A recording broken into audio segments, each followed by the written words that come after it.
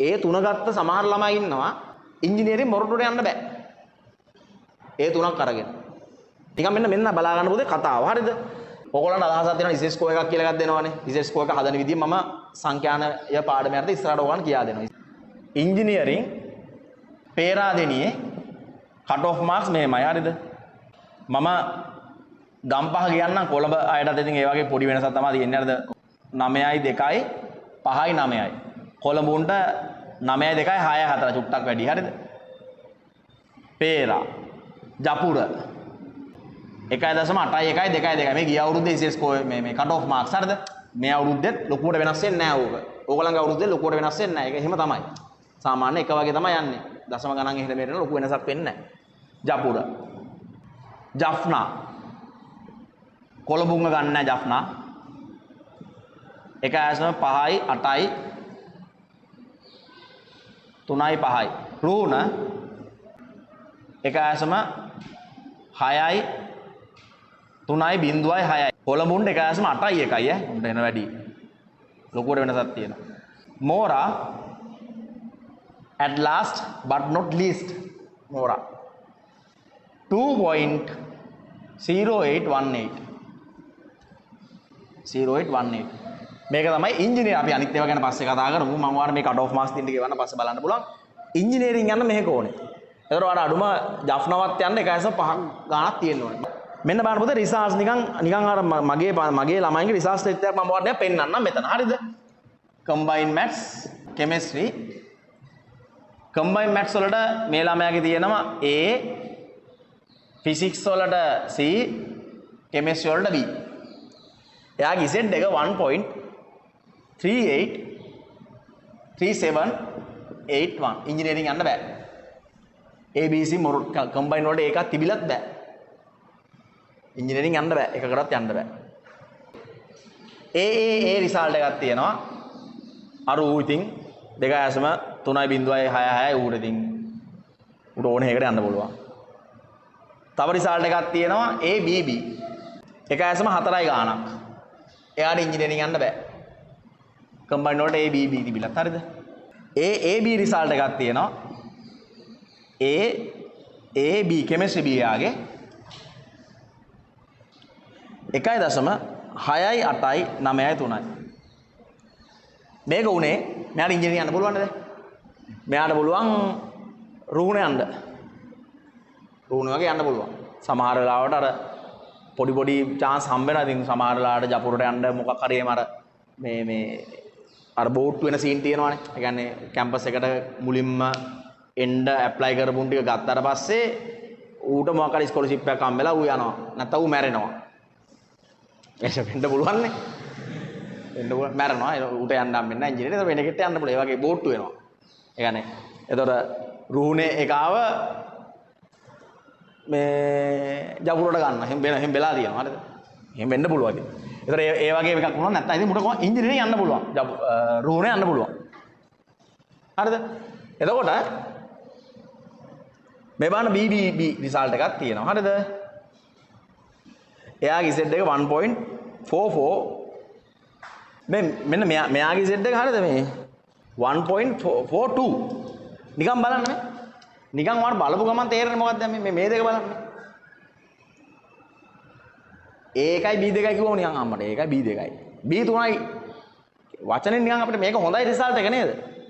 ඒකයි B2යි B3යි. හැබැයි B3 උඩ ඉන්නේ. හරිද? ඔන්න ඕක තමයි කේස් එක. ඒ කියන්නේ ඔයාගේ රිසල්ට් එක අකුර නෙමෙයි වැදගත්. ඒ O level වල. ඒකක් ගත්තා ඔයා ගන්න ඒක ඔයා ගන්න ඕන සැරටම.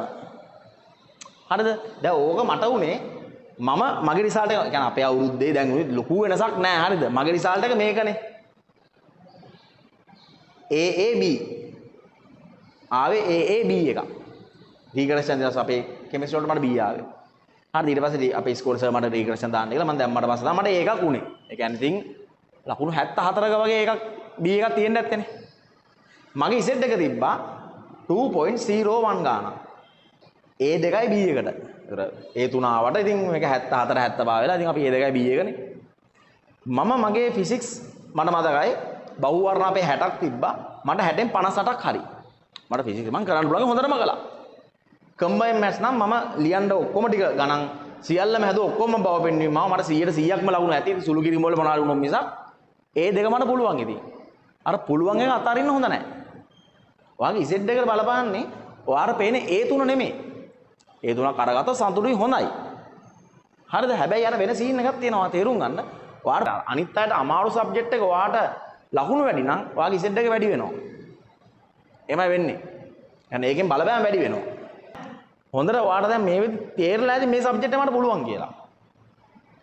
ඒකට වැඩිපුර මහන්සි වෙලා ඒක හොඳට ගොඩ දාගන්න. ගොඩක් උන් කරන්නේ මේක. හරිද? දැන් මම හැමදාම මාස 3කට කලින් සිලබස් එක ඉවර කරනවා. එතකොට ගොඩක් උන්ට දැන් උන් හරි මැත්ස් හරි කියලා උන් මැත්ස් අතාරිනවා.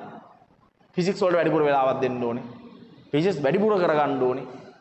සමහර ෆිසික්ස් ගුරුවරු හිතන් ඉන්නේ මේ සබ්ජෙක්ට් එක විතරයි තියෙන්නේ කියලා. අන්තිම කාලේ ඒකම දාන්නේ. දවස් 7ම සත්සතිය වගේ යන්න ඕනේ ක්ලාස් එකට. දවස් 7ම ක්ලාස් ෆිසික්ස්. ෆිසික්ස් ක්ලාස් කීක යනවා. ඊට පස්සේ වැඩක් නැහැ ඉතින්. එක සබ්ජෙක්ට් එකක් අර පුළුවන් එක හොඳට කරන්න ඕනේ. හරිද? ඒතර මෙහෙමයි මම මේ අර ඉංජිනේරින් යන්න බැරි වෙච්ච සෙට් එකක් ගාලා රිසල්ට්ස් මේ හොඳ ටිකක් බලපු ගමන් නිකන් හොඳයි වගේ රිසල්ට්. මේ රිසල්ට් එක ඉතින් අදාළ කරගන්න එපා මෙතෙන්ට. මේ බලන්න මේගොල්ලොන්ගේ අර රිසල්ට් එකත් එක්ක තියෙන කේස් එක. හරිද? එතකොට අර කැම්පස් යන්න පුළුවන් සෙට් එකට මේ සෙට් එකටම කැම්පස් යන්න පුළුවන් ෆිසිකල් කම්පියුටර් සයන්ස් ඒවා තියෙනවා. ඒවා යනවා ඒවා මම ඔයාලට දාන්න බලන්න. මම කියන්නේ ඉංජිනේරින් යන්න වෙන සීන් එකක් තියෙනවා පේනවනේ. මේ මාර දක්ෂ පට්ට ඩයල් මේ රිසල්ට් මේ ඉන්නු නිකම් මේ රිසල්ට් එක නෑ බං. C කියන්නේ ලකුණු 50ට වඩා වැඩියෙන් ගන්න ඕනේ. කම්බයින් මැත්ස් පේපර් එකේ 10ට වඩා අරන් තියෙනවා. 2000න්. හරිද? මෙන්න බැඩ්ඩෝ.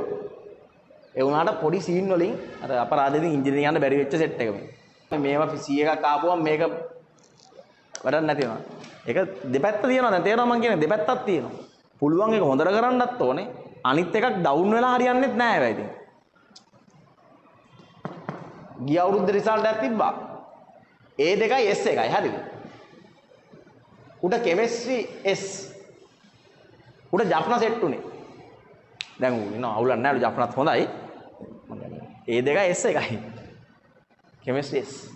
පළවෙනි සයි එකේ A එකයි මේ සෙකන්ඩ් සයි හරිද? ඌ සයි දෙක මගේ ආවේ A එකයි C එකයි ෆේල්. ෆස්ට් සයි එකේ උඩ. උඩ ඒ කියන්නේ කෙමිස්ට්‍රි කිව්වම උඩ නිකන් බඩ දානවා වගේ සීන් එකක් තියෙනවා. A එකයි C එකයි ෆේල්. දෙවෙනි පාර ඌ කොහොම හරි අර C එක A කරගෙන අර ෆේල් එක S කරගෙන. හරිද? එහෙම වුණුත් ඉන්නවා. ඉතින් බානර ඒ කියන්නේ ඒක තමයි කියන්නේ බැලන්ස් කරන්න. ඔයාට මොකක් හරි පුළුවන් නම් අතාරින්න එපා කියලා මම කියන්නේ. ඒක ලෙසටම කරන්න. කැම්පස් යන්න ඕන නම් ලෙසටම 90+ දාන්න ඕනේ. පුළුවන් ඒක සුපිරියටම කරන්න. ඒසට ගොඩක් වෙලාවට කම්බයින් මැත්ස් වලට මම වාට බේලාසන් සිලබස් එක ඉවර කරලා දෙන අර පොයේ දවස්වල ක්ලාස් දාලා ඒ වගේ කරනවල ඇවිල්ලා කරගන්න ඒක ඔයාට වටිනවා. ඒතර ඔයාට අර ඒ 90+ දාන සබ්ජෙක්ට් එක කම්බයින් මැත්ස් කරගන්න පුළුවන්. මුණ්ඩ ඔක්කොම ඉතින් හොඳයි හරිද? ලයිෆ් එක ගොඩ, කොහොමත් ගොඩ.